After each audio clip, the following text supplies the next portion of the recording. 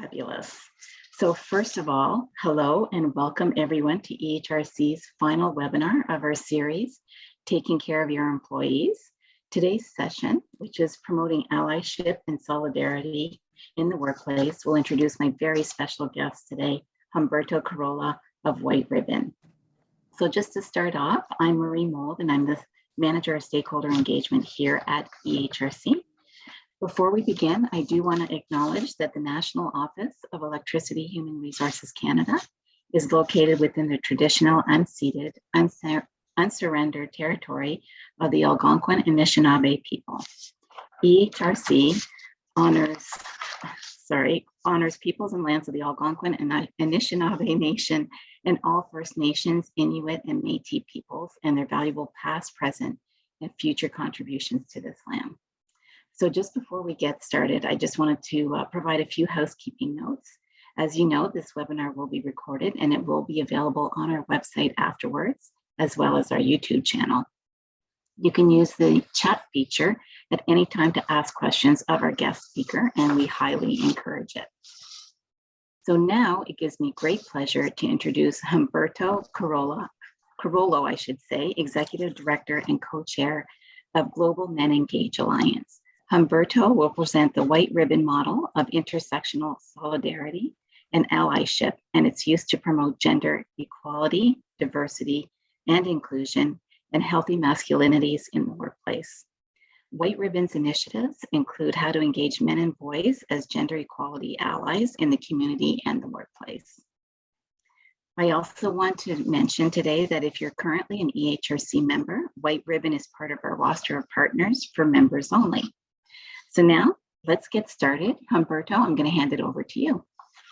Thank you so much, Marie, and thank you for the kind invitation. And White Ribbon is proud to be a member of EHRC, and we're here to support you and your members in with anything that we can help with when it comes to addressing gender equality in the workplace, preventing sexual harassment and sexual violence, gender-based violence, and promoting healthy masculinities. And so this is part of what employees should be thinking about and doing in order to taking better care of employees everywhere. So I'm going to share a brief introduction to White Ribbon and some of our campaigns, and then I would love to leave some time at the end for questions and answers, conversation, dialogue. So, but feel free to raise your hand or participate in the chat at any point and let me know if there's anything that I can explain further throughout the presentation. So here we go. I'm going to share my my screen.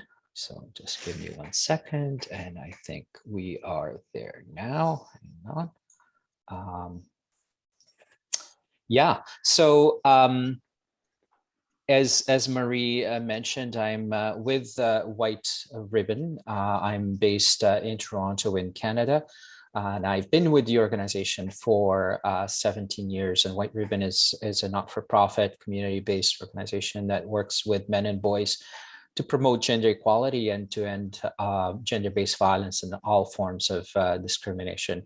One of the first things that I share in terms of my own background is often people ask me, what brings me to this work? You know, what interests me in this work? And my answer is that you know, this is an issue that I care about at a professional level, but also at a personal level. Professional because I've dedicated my life to promoting social justice and human rights and addressing inequities.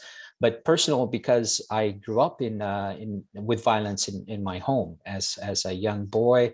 Something that I witnessed, I experienced myself, and I witnessed the women that I love in my family and my community experience that violence and that discrimination, and it's something that I grew up with and that I promised myself, and once I became an adult, that I would work to address this and to help new generations of young people, women, everyone really, to live lives free from violence, from discrimination, from harassment. So I've dedicated my personal professional life to addressing this issue. So it's something that I'm really passionate about. And it's something that I encourage all participants of our sessions to think about. You know, why are they connected to this issue? For men in particular, because for too long, gender-based violence, sexual harassment, violence against women has been viewed as a women's issue. And for too long, women have been on the forefront of this work, often with little support or little involvement from men. So we ask men to step up and consider their role that they need to play and must play, and to think about why this is their issue too, so that we get rid of this stereotype or this misconception that gender-based violence is only a women's issue, or that gender equality is a women's issue, as if men don't have gender ourselves, right? So a little bit about White Ribbon, created 2 years after the December 6, 1989 Montreal massacre, where 14 women lost their lives at the hands of a young man with a gun who entered L'École Polytechnique, proceeded to one of the first-year classrooms, asked the men to leave, and then killed 14 women and injured so many others because he didn't think that women belonged in engineering, because he hated women, and because he blamed women for all the challenges in his life. So although this happened 30 years ago, we know that these issues are still at the forefront today. It wasn't too long ago when a young man with similar attitudes got behind the wheel of a van and jumped a sidewalk in the streets of Toronto and killed 11 people, many of them women, and for similar reasons, because he blamed women for his challenges in his life. So here are their names and their pictures, and we do this work in their honor and remembering, and also in recognition of survivors of gender-based violence, and with the hopes that we can change culture, that we can change our communities and our workplaces, so that these kinds of inequities, these forms of violence, don't continue to happen, and that women, girls, people of all genders have a meaningful opportunity to work, to live, play, socialize without the fear, the risk, or the experience of violence, of sexual harassment, and so many other forms of discrimination. So a group of 3 men in Toronto came together, and they created the White Ribbon as a symbol, as a pledge to never commit, condone, or remain silent about men's violence against women. And they invited men and boys all over the world to join the movement and take on this pledge, so that women didn't have to do that work alone, that they didn't have to feel like men were not supporting their efforts. So we do this work collectively together in support of women's organizations, and we lend our voice and our allyship and our solidarity. And we call on all men everywhere, all men and boys in our homes, in our communities, our workplaces, in our institutions, to join us in that effort. So we do that particularly in male-dominated workplaces, where historically, traditionally, women have not joined at the same rates. Women haven't been given the opportunity to join leadership positions or management positions.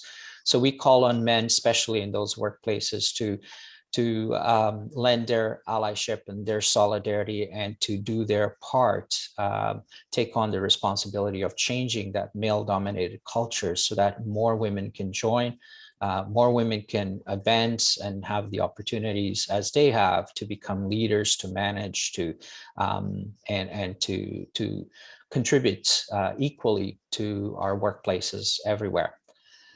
So our vision is one that has no future, a vision of a future with no gender-based violence. And our mission is to engage men and boys in preventing all forms of gender-based violence, including sexual harassment, sexual violence. And we do this because we believe that every man and boy has a promise and the potential to be part of the solution. Here are some of our partners. We work in diverse settings, from sports to government to hospitality, travel industry, to teachers' unions, to the extractive sector, and community-based organizations, to the military, to post-secondary institutions. We do this at various levels: local, provincial, national. We work with the United Nations. Just this morning, I delivered a similar presentation to an HR group at the World Trade Organization. And we do this because we call for culture change, sustainable culture change, so that employers find meaningful ways to create safe, inclusive, welcoming work environments, and that they look towards strong, deep solutions that are more than just superficial, time-oriented initiatives, like just let's hire more women. Although hiring more women is certainly part of the solution. If we hire women into existing cultures of harassment and discrimination and exclusion, then we may be doing more harm than good. So we have to also focus on culture change and changing around those factors, those root causes, those conditions that lead to women being excluded, experiencing high rates of harassment, and homophobia and racism and colonialism and so forth. So why is gender equality a workplace issue? In North America in particular, this includes Canada. Women make up a slight majority of degree holders, yet they are in the minority when it comes to leadership positions, and they're overrepresented in care work, both at home and in professional settings as well. So if you think about who makes up the nursing profession or the elementary teacher's profession, or who does most of the service work in the community, in the workplace. In our homes, women have traditionally been the child caregivers, the family, the leads for family household chores and so forth. So while men have been encouraged and celebrated for their leadership positions. So there's a significant gender divide and pay gap in professional roles, in legal roles, healthcare, higher roles, and so forth. And there are high rates of sexual harassment, workplace bias, and violence experienced by women and members of the LGBTI communities. And this is where intersectional allyship is really important, because not only do we have to promote gender equality, we also have to promote workplaces, communities, and institutions that are inclusive of marginalized, traditionally underrepresented or excluded groups, like racialized women, like trans, and like LGBT community members, like Indigenous women, younger employees, and so forth. So as we consider our allyship and solidarity, it's important that we consider those principles, those important principles in an intersectional way, that we have to speak out against misogyny, we have to speak out against racism and homophobia and transphobia and colonialism, because those forms of oppression disproportionately impact communities. And so it's not enough for us to speak out against misogyny. We have to speak out against all forms of discrimination, really. The root causes of this problem, gender inequality and patriarchy, we're talking about decades, centuries now of this inequality, and it continues, and we must accelerate change. We must see and experience the urgency of this issue and put in place the necessary changes, culture change, policy, representation in our workplaces and communities. It's also about social learning. So as employees and leaders, we have an opportunity to also advocate for change in the community, and we have to be good role models for the young people in our lives, and we have to bring these elements into our personal relationships, in our homes, in the community as well. This is not just about changing the workplace. This is about being a whole individual, from our personal individual behaviors all the way to the way that we influence and advocate for change at a systemic level. This is also, as I mentioned earlier, connected to racism, homophobia, and discrimination in general. And a lot of this has to do with harmful gender norms and harmful aspects of masculinity that men and boys grow up with, such as the idea that we should be always in control, we should always dominate, that we should never take no for an answer, that we should always strive to be decision makers, and that anger is the only emotion that we can exhibit, that any signs of vulnerability or feelings or discussion of our feelings or of our emotions is viewed as a weakness and something that's not part of what it means to be a real man. So we know that the Me Too and the Time's Up movement those movements have asked us to step up, to accelerate change. They've asked us to help change the stereotypes and those harmful norms, do away with those from our lives, from our families, from our communities and workplaces and institutions. It's time, it's overdue, and it can't come soon enough. And just today, one of the participants of my workshop expressed his impatience at how long it's taking for this change to happen, and I celebrated that impatience. I said, right on, you know, we have to be impatient. Yes, we have to work harder and faster towards change, and I'm so glad to hear that coming from men as well. So we are seeing change. We are seeing more men and boys stepping up to become allies and working side by side with women and people of all genders and saying, enough is enough. You know, we want change because this is good for us as well. And similarly, from Indigenous communities, the colonialism, the historical marginalization, the generational trauma that the community has experienced, we must do better there too. We must extend our solidarity and allyship to Indigenous communities and peoples. We must look at our own workplace practices and inclusion efforts to make sure that Indigenous peoples are given the opportunities, the representation that they rightly deserve. And we need to make sure that as institutions and organizations, we do our own internal work, and then we work together in solidarity with Indigenous organizations to call for change, for sustainable culture change. Similarly, those calls have come from the Black Lives Matter movement in terms of needing and calling on us to advocate for systemic change so that Black folks can be included, can be live, work, play, socialize free from racism, from police brutality, from violence, from exclusion. And we must work hard as well to redress those historical experiences of racism, of extreme violence, of discrimination, of bias, and so much. I want to take a little bit of a break here and give you a chance to contribute and visit menti.com. So enter that in your desktop or in your mobile, enter that code 19471492 and share with us what you think or what you feel is an ally. What is an ally? And let me just switch to my other screen so you have access to it. Just a second.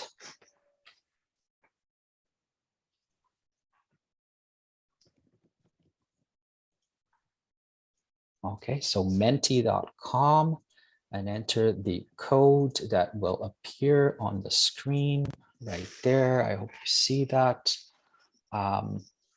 There we go, leader, champion, and the mentor. So feel free to add more to those. What is an ally? Or what are the principles of an ally? What are the characteristics of an effective ally? So an advocate, someone who's an advocate. What else? Someone who's compassionate, non-complacent, who's understanding, absolutely compassion. Someone non-complacent, so someone who who steps up, who intervenes, who doesn't stand on the sidelines, who understands their role, the important responsibility of working towards change. Someone who's courageous. Yes, it takes courage and bravery sometimes for us to step outside of these expected, gender stereotypes and norms. It takes courage to open up and talk about our feelings and express vulnerability. That is so important for men, because for too long we've held back. We've been told that, doing that is a sign of weakness, that we're not real men. If we cry, if we talk openly about our emotions, our stresses, and recall that, the few ways in which we're able to do that is often through the expression of anger, and that anger leads to conflict, and conflict is often takes in the form of violence. So that explains the high rates of violence in family and family life during the pandemic, as an example, because so many men lost their jobs or became underemployed or experienced those stresses from having to work from home. And without that ability to demonstrate emotional intelligence, to talk about feelings and ways in which this pandemic has impacted our own well-being and mental health well-being, so many men have resorted to resolving their conflicts through violence, through violence in the home and in the community. So an ally means being a leader, a champion, being passionate, patient, and being cooperative and empathetic, and being vocal, and so much more. So thank you for contributing with that. And I wanted to give you an example of on a second of allyship. And so let me just reshare my screen again. Great.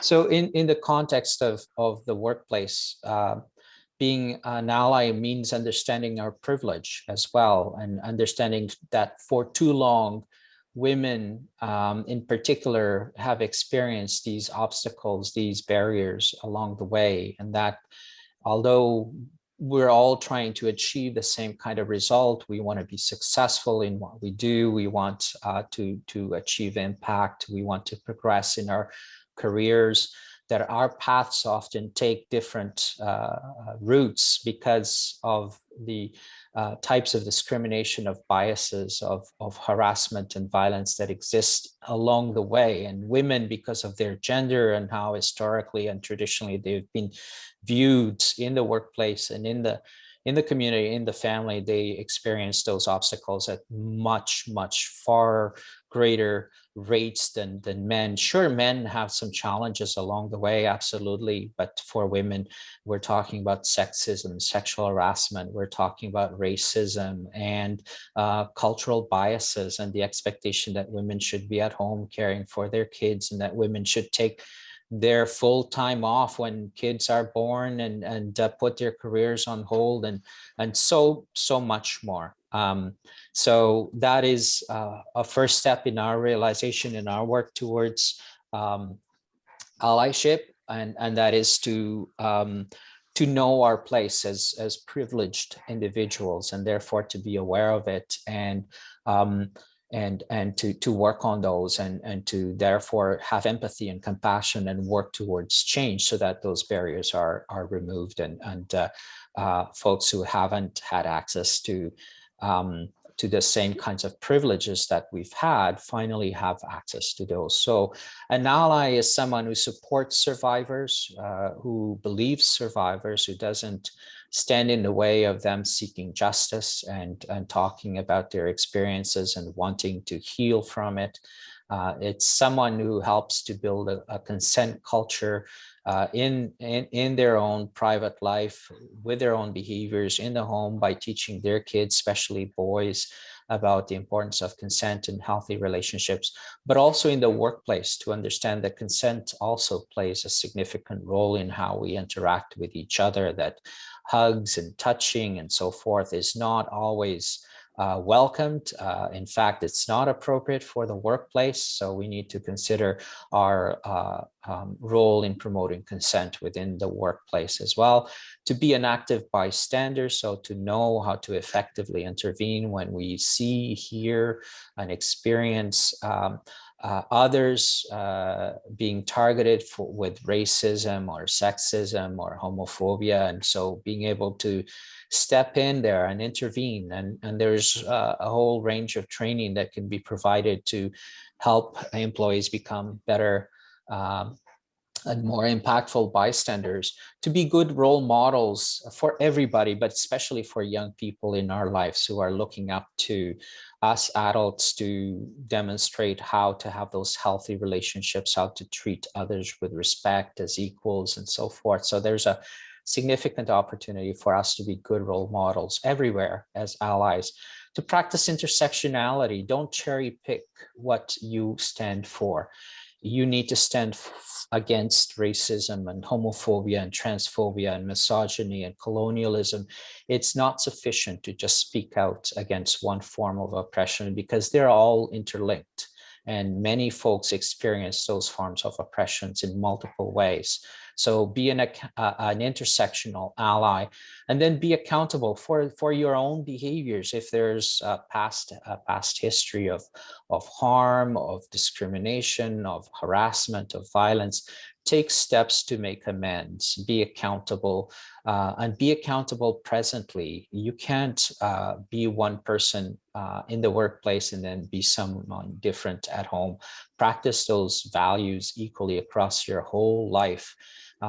And, you know, be an ally, not just when you're in front of those who are needing allyship, but also when they're not around. We often tell athletes, be an ally on the field, off the field, and in the locker room when nobody's watching, when you're amongst your peers, be an ally there too, because for too often men have offered their allyship in public ways only to behave very differently in private ways. So be an ally wherever you are at any time, at all times. I want to, in the spirit of sharing with you some of our newer campaigns, I want to share with you Uncomposed, which is a PSA that promotes emotional literacy amongst men, because that is one of the key solutions to challenging harmful gender norms, to encourage men to be better allies, but also encourage men to be better to themselves and to be more open, more in touch with their emotions, so they don't have to resort to violence and control and dominance when they feel stressed. So here is Uncomposed, and I hope you like it, and I would love to hear your feedback and whether it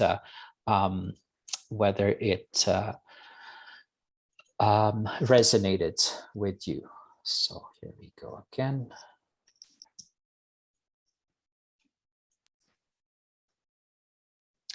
You should hear sound right from the get-go. Let me know if you don't. Society looks at men that show a lot of emotion as a weakness. The idea of a man showing vulnerability is difficult to do because it's not accepted.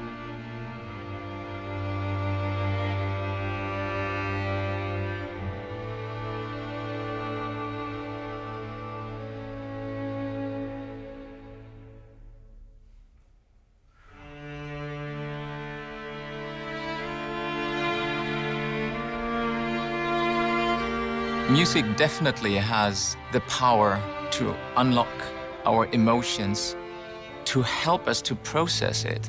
It is something essential because it has those immediate effects on our soul and heart.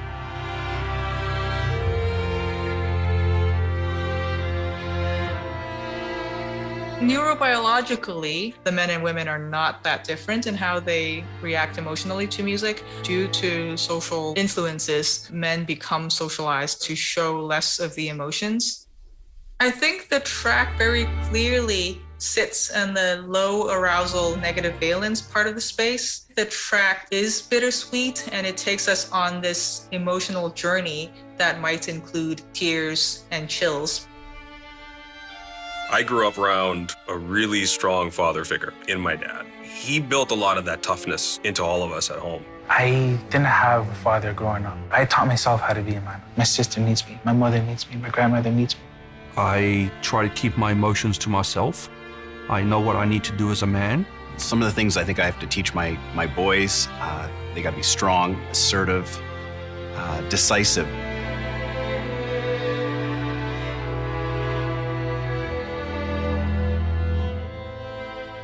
It's tough, this headache of gotta be tough guy walking down the street. We're afraid to show emotion because we're worried about if we're going to be seen as a real man.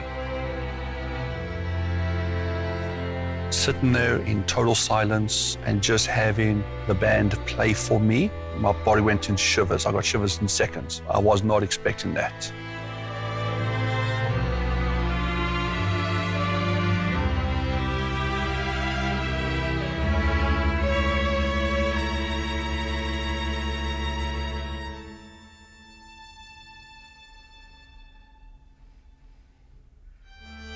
It helped me create that dialogue, the self-reflection. It gave me a tool to take back to my boys. I think it's been a long journey for myself to feel like it's okay to express emotions. You just can't deny the things that you feel.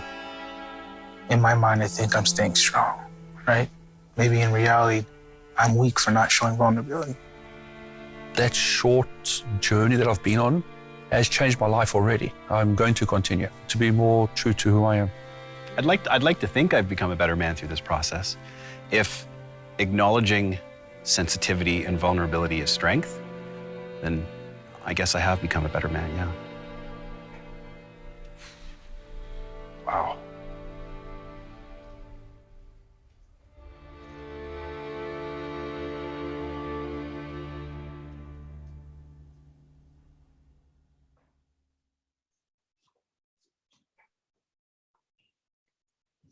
So that's part of what we ask men to do, to open up, to share emotions, to be good role models in sharing vulnerability, because we need to create, raise new generations of young men who are more emotionally literate, who can relate to others in more equitable, safer, inclusive, respectful ways. And so the other campaign that I want to leave you with is our Men of Quality campaign with the Toronto Maple Leafs. By the way, we're about to launch a new one of this, so stay tuned as we as we launch a new Men of Quality PSA leading up to Father's Day in a couple of weeks.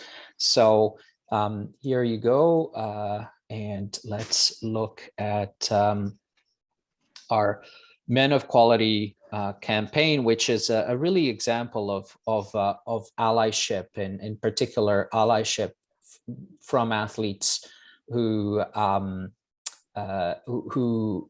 for too long have stood on the sidelines, perhaps even engaged in some of these misogynistic behaviors in sports, in the community, in their own personal lives. But it's time that we change culture there as well. And we call on athletes, in particular male identified athletes, to do their part. So this is a great example of how that can be done.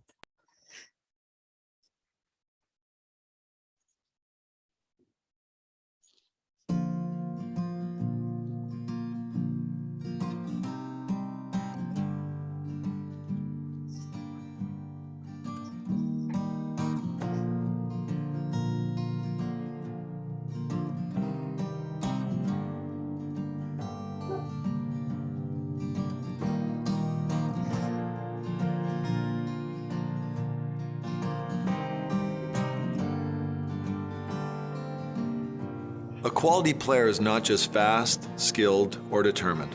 On the Toronto Maple Leafs, we measure quality by more than just hockey ability. True men of quality strive to be great role models, mentors, fathers, husbands, and sons. That's why we're proud to be partnered with White Ribbon, the world's largest movement of men and boys working together to end violence against women. Because this is not just a woman's issue, it's a problem for all of us to solve. Men of quality oppose words or actions that perpetuate gender inequality. We're making a commitment to all women to end violence and discrimination in all of its forms. For all women, I'll always stand up for gender equality. For our community, I'll challenge racism, homophobia, transphobia, and sexism. For my mother, Judy, I'll teach my children about healthy relationships and consent. For my wife, Alana, I'll encourage men to support gender equality at home and in the community. For all women, I'll set a good example for young men.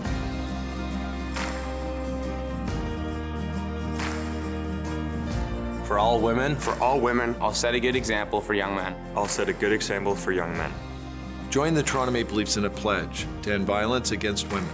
Working together, we will help achieve gender equality for all the women in our lives and in our communities.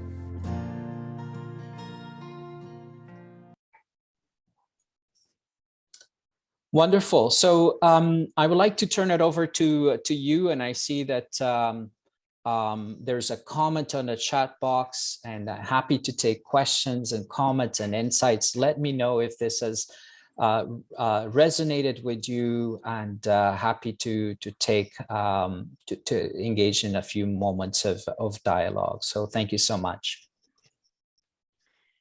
Thank you, Humberto. And yes, we will open it up to questions. I'll actually start off with the first question. And by the way, that video was very good, both of them. You've always had some great, powerful videos. So the question that I had is in regards to male allyship and that type of a program within an organization. Are there any organizations besides the Maple Leafs, but is there any other organizations that you can think of right off the top that are doing a great job?